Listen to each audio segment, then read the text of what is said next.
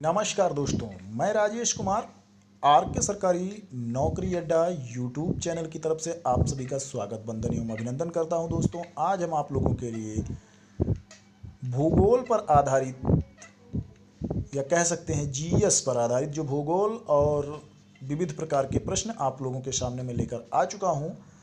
तो यहाँ पर आपको वेरी इंपॉर्टेंट प्रश्नों की सीरीज देखने को मिलेगी दोस्तों। तो बगैर देर किए हुए मेरे साथ आ जाइए दोस्तों, और मैं आपको ले चल रहा हूँ आज भूगोल, इतिहास और इसके अलावा कुछ विविध प्रश्न भी देखने को इसमें मिलेंगे जो वेरी इंपॉर्टेंट हैं आपके वनडे एग्जाम से संबंधित। तो पहले प्रश्न की तरफ चलते हैं। पहला प्रश्न हमारा कह रहा है कि पृथ्वी पृथ्वी का एकमात्र उपग्रह है। दोस्तों, पृथ्वी का एकमात्र उपग्रह कौन सा है? तो ये आपको बताना है। इसका सही आंसर है चंद्रमा।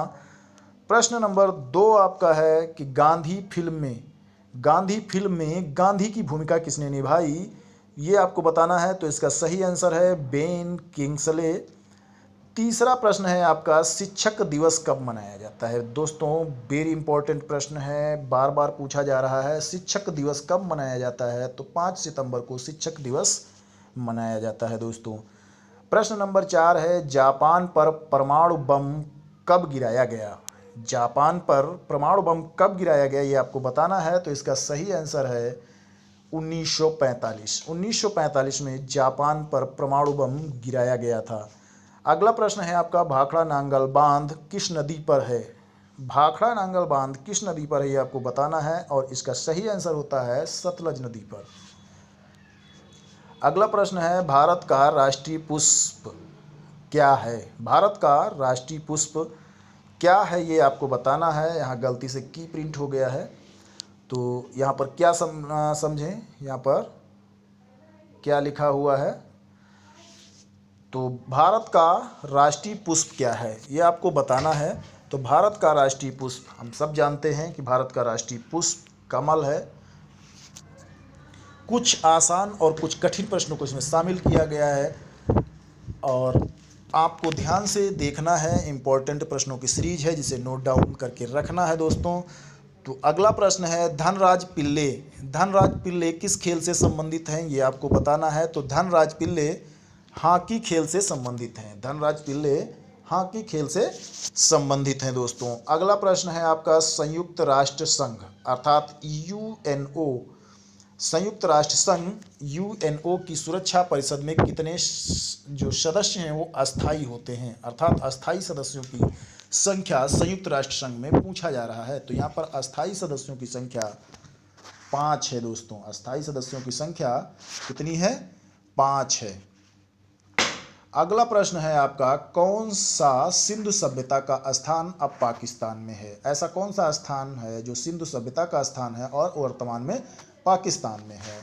तो इसका सही आंसर होता है हड़प्पा।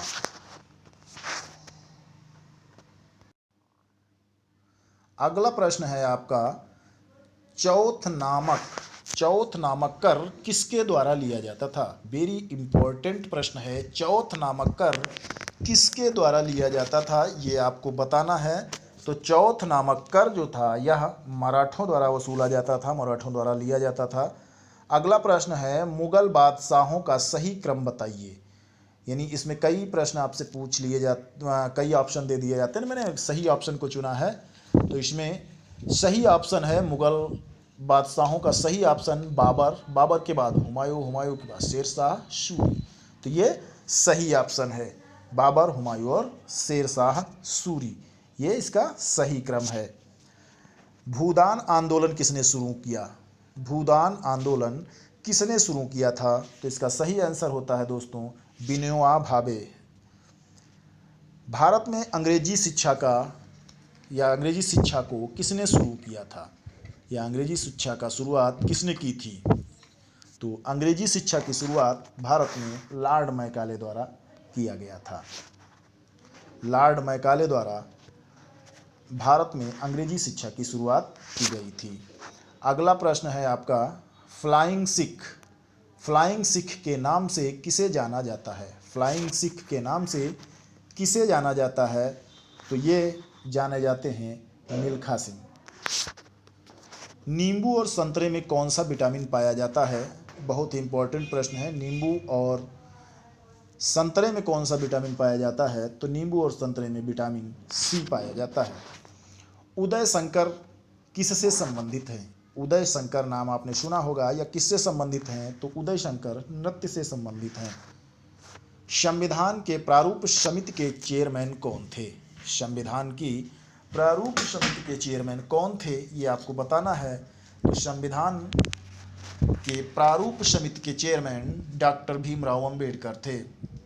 त्रिस्तरीय पंचायती राज व्यवस्था में सर्वोच्च स्थान पर क्या होता है? त्रिस्तरीय पंचायत राज व्यवस्था में सर्वोच्च स्थान पर क्या होता है? इसका सही आंसर देना है आपको, और इसका सही आंसर होता है दोस्तों जिला परिषद।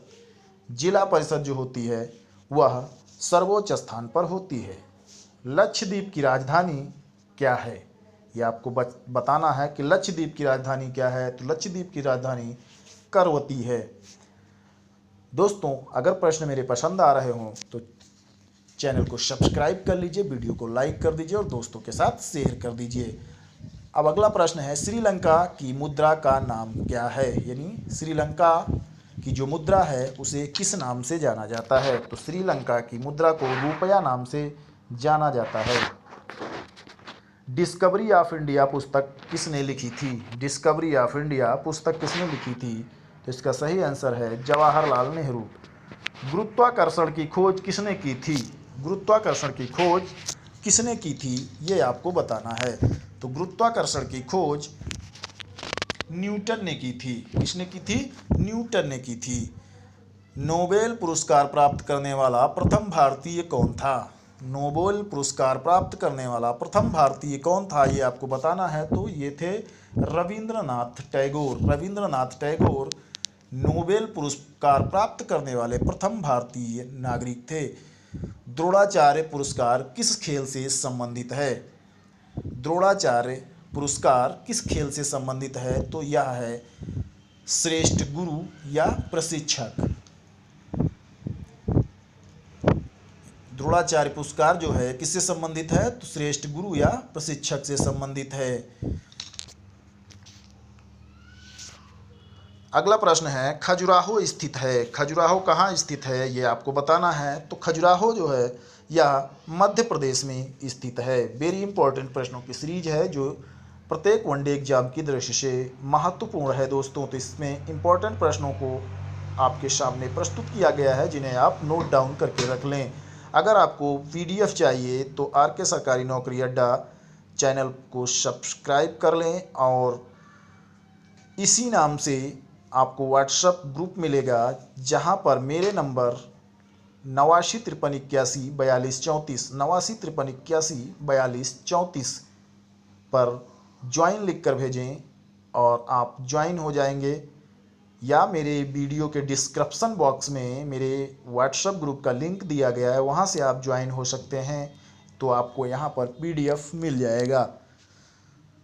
दोस्तों, अगला प्रश्न है, राष्ट्रीय रक्षा अकादमी स्थित है। राष्ट्रीय रक्षा अकादमी स्थित है, ये कहाँ स्थित है आपको बताना है। तो यह स्थित है देहरादून में। अगला प्रश्न है, रामकृष्ण मिशन की स्थापना किसने की? रामकृष्ण मिशन की स्थापना किसने की? तो इसका सही आंसर है स्वामी विवेकानंद।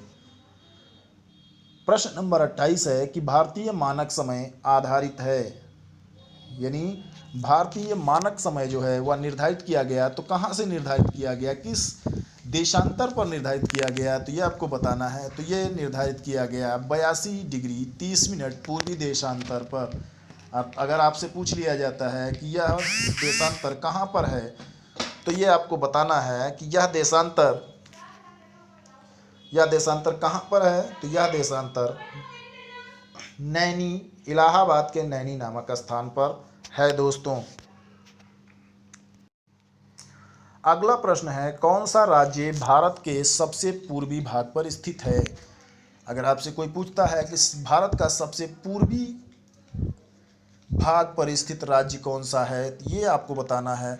तो आप बगैर देर किए हुए बता सकते हैं कि आपका सबसे पूर्वी राज्य अरुणाचल प्रदेश है।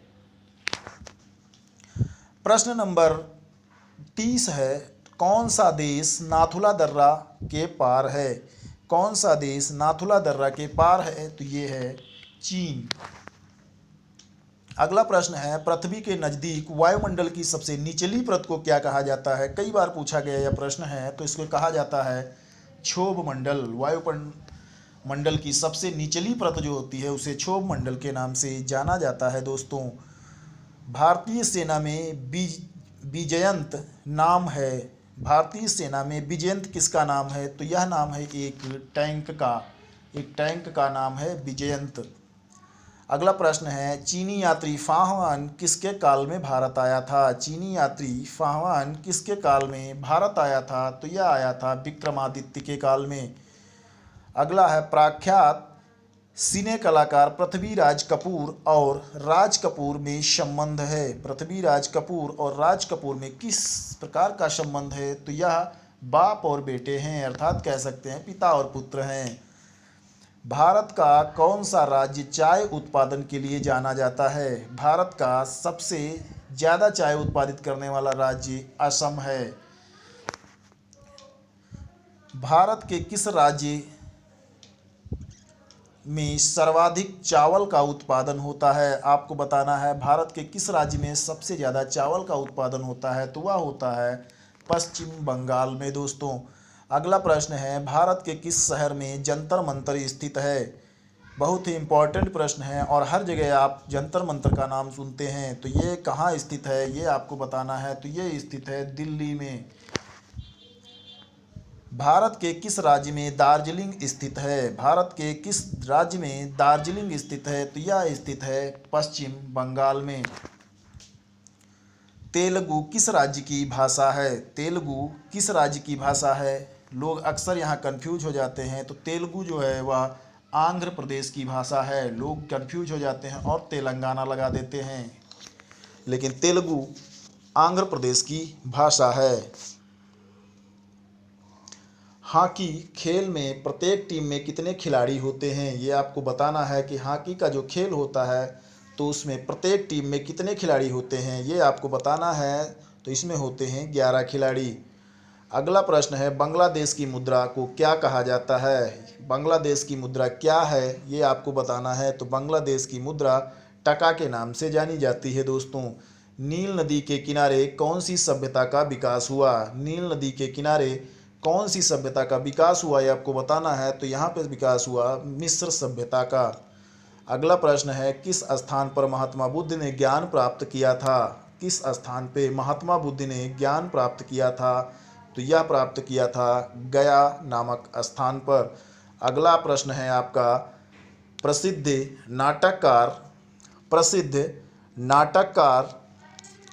या प्रसिद्ध नाटक शकुंतला किसने लिखी? प्रसिद्ध नाटक शकुंतला किसने लिखी? तो यह लिखे थे कालिदास। और प्रसिद्ध नाटककार अगर आपसे पूछ लिया जाए तो यह भी क्या है? कालिदास हैं दोस्तों। अगला प्रश्न है, ज्वार सबसे ऊंचा कब आता है? ज्वार और भाटा के संबंध में आप लोग जान रहे होंगे, तो दोस्तों उसी संबंध के प्रश्न है कि ज्वार सबसे अधिक कब आता है या कब होता है? तो ज्वार सबसे अधिक कब होता है ये आपको बताना है। तो इसका सही आंसर है जब सूर्य और चंद्रमा पृथ्वी के एक ही ओर हो जाते हैं, अर्थात एक सीध में आ जाते हैं, तो सबसे बड़ा अर्थात बृहत ज्वार आता है। प्रश्न नंबर 46, कौन सा राज्य भारत के बृहद प्रायद्वीपीय पठार का भाग नहीं है? भारत के बृहद प्रायद्वीपीय पठार का कौन सा राज्य भाग नहीं है ये आपको बताना है। तो इसका सही आंसर है मध्य प्रदेश। अगला प्रश्न है दोस्तों, खैबर दर्रा स्थित है। खैबर दर्रा कहाँ स्थित है ये आपको बताना है। तो खैबर दर्रा अफगानिस्तान और पाकिस्तान के बीच में स्थित है। अगला प्रश्न है दोस्तों, कौन सी नदी प्रायद्वीपीय पठार से निकलती है? कौन सी नदी प्रायद्वीपीय पठार से निकलती है ये आपको बताना है। तो इसका सही आंसर है यमुना। यमुना नदी प्रायद्वीपीय पठार से निकलती है। अगला प्रश्न है, कौन सा शहर गंगा के तट पर बसा है? तो गंगा के तट पर बहुत सारे शहर बसे हैं, लेकिन यहाँ पर जो ऑप्शन है तो उसमें आपका सही ऑप्शन होगा कानपुर। अगला प्रश्न है आपका कि भारत का धर्मनिरपेक्ष देश, यानी भारत एक धर्मनिरपेक्ष देश है, इसका तात्पर्य है, यानी भारत को लोग धर्मनिरपेक्ष मानते हैं या भारत जो है एक धर्मनिरपेक्ष देश है, तो इसका तात्पर्य क्या है, अर्थात भारत एक धर्मनिरपेक्ष देश है, इसका क्या मतलब है तो आपको बताना है। तो इसका मतलब यह होता है कि भारत का कोई राज्य स्तर पर धर्म नहीं है, अर्थात भारत का कोई अपना निजी धर्म नहीं है। यहाँ बहुत सारे धर्म हैं और सभी धर्मों को मानने वाले लोग यहाँ पर रहते हैं दोस्तों। तो वीडियो अगर पसंद आया हो तो चैनल को सब्सक्राइब कर लें, दोस्तों के साथ शेयर कर दें, वीडियो को लाइक करें। अगर पहली बार वीडियो देख रहे हैं तो मेरे प्लेलिस्ट में जा कर के और इम्पोर्टेंट वीडियो आपको देखने को मिलेंगे, जाएं और प्लेलिस्ट ओपन करें और मेरे बेहतरीन से बेहतरीन वीडियो देखें। इन वीडियो की श्रृंखला लगातार बनी रहेगी। तो दोस्तों, जय हिंद, जय भारत, वंदे मातरम।